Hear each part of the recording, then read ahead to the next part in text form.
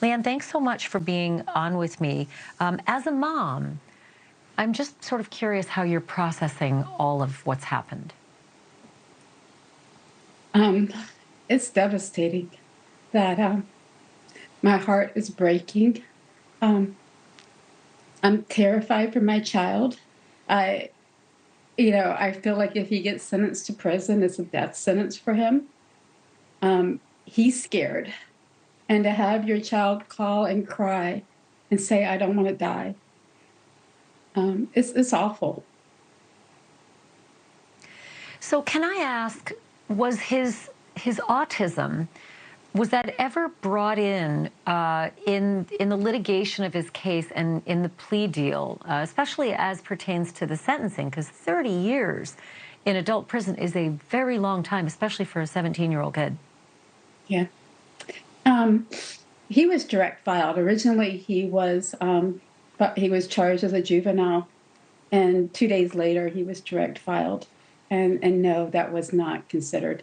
In Florida, my understanding is that a charge of autism, autism is not a defense, and that it can't even be considered until the sentencing phase.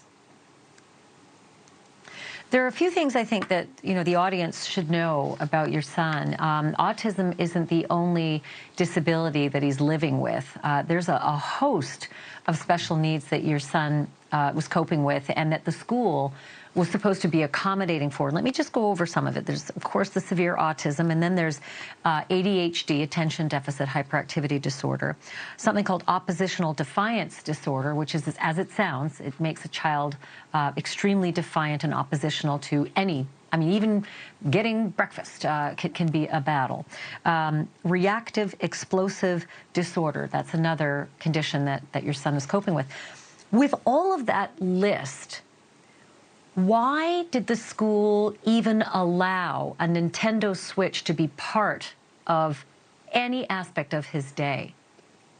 That's something I ask every day, and I don't understand why. That in his IEP, it was stated that in the intensive behavior group home that he was living in, if they ever had to remove it as a consequence, they called in the crisis team.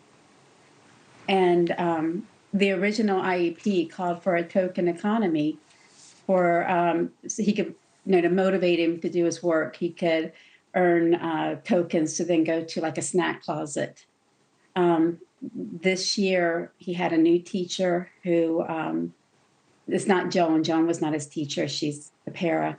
He had a new teacher who, it was her first year teaching. And I don't know if she didn't understand the IEP, if she didn't read it, but she approached the group home and asked the group home to send it in. Listen, for anybody who watches that video, it's hard for them to get past it, and I can understand they'd be devastated for Joan Nadich, the victim in this attack, and I can imagine you feel devastated for her as well. You wouldn't have wanted this to happen. You're obviously torn between the suffering that she's going through, and then of course the son that you love. It's just odd that he was in, this kind of public schooling to begin with. Do you know why this was the situation? Why he was actually even in a typical school like this? If he had this list of conditions he was coping with? When he originally was in an autism behavioral hospital back before COVID hit, right before COVID hit, and we went through a process to where we were not able to reunify with him and bring him back home because of the limitations of seeing him in that year due to COVID. And so he was placed in an intensive behavioral group home, and I questioned it at the beginning. I had always homeschooled him because he didn't handle the school environment.